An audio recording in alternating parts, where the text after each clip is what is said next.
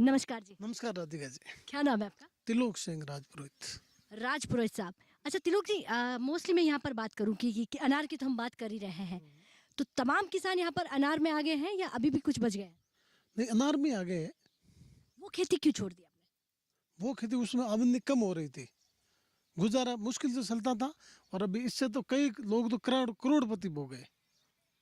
कई लोग हो गए हैं, अभी आप नहीं पहुंचे उस रेस में। मैं नहीं पहुंचा हूँ, मगर कई लोग 100 में से 20 किसान तो करोड़पति हो गए।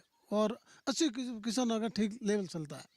अनार से करोड़पति? हाँ, अनार से करोड़पति बने सब। तो हम कह सकते हैं कि अनार वाले किसान लखपति हो गए हैं। लखपति हो गए सब। अच्छा, इस बदलाव को देखकर जो किसान बच गए हैं वो आपको देखकर अनार की खेती करेंगे।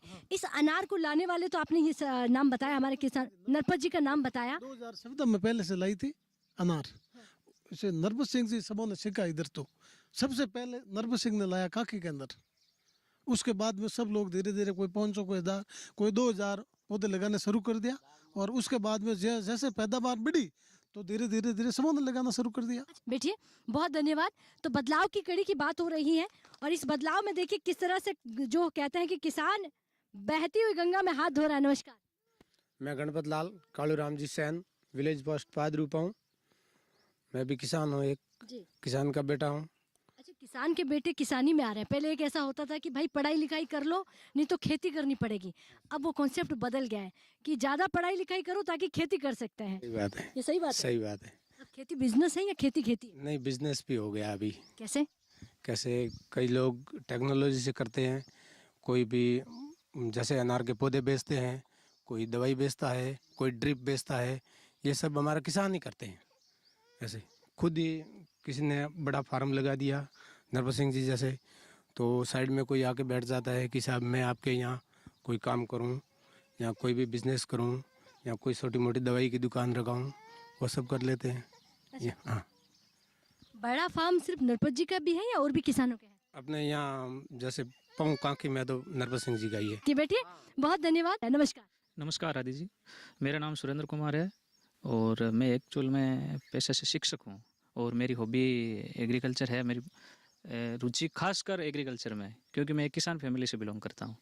अब देखिए, जब आपने कहा कि टीचर हैं आप, शिक्षक हैं, और मुझे लगता है कि सबसे बड़ी भूमिका होती है कि आप लोगों को व्यवहारिक ज्ञान के साथ साथ बाहरी ज्ञान भी दें कि देखिए नौकरी मिले कि नहीं मिले लेकिन खेती बाड़ी के साथ भी आप गुजारा कर सकते हो। आज की खेती जो, क्योंकि युवा पीढ़ी जिस तरह पढ़ के खेती करते हैं, तो आप खेती में आना चाहते हैं या शिक्षक के साथ साथ खेती करना चाहते हैं?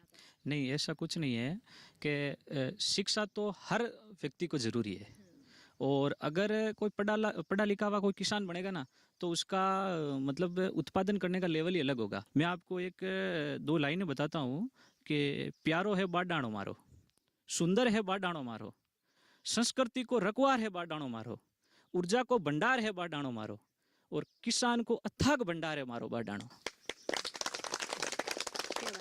आप इस क्षेत्र में घूमो, जरूरी नहीं आप जैसे हॉर्टिकल्चर में अनार है। मैं तो कई बार छुट्टी के दिन है या मान लो छुट्टी होने के बाद मेरी तो मैं कह रहा हूँ मेरी हॉबी है।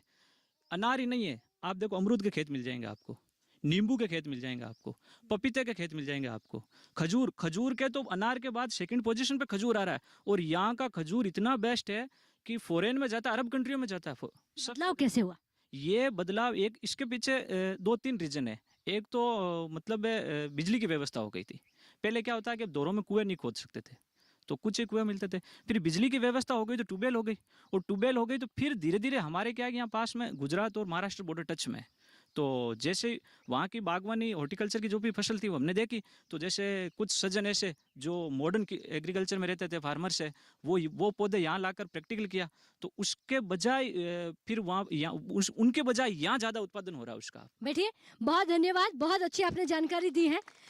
तो किसान हाईटेक खेती से जुड़ रहा है, नई तरक्की की खेती कर रहा है, टेक्नोलॉजी से जुड़ रहा है, विज्ञान से जुड़ रहा है। और किसान देखिए, यहाँ का किसान जो होता है उस किसानों की आप देखेंगे, अगर एक ने तरक्की की है तो वो पड़ोसी के खेत में भी लग जाएगा और यहाँ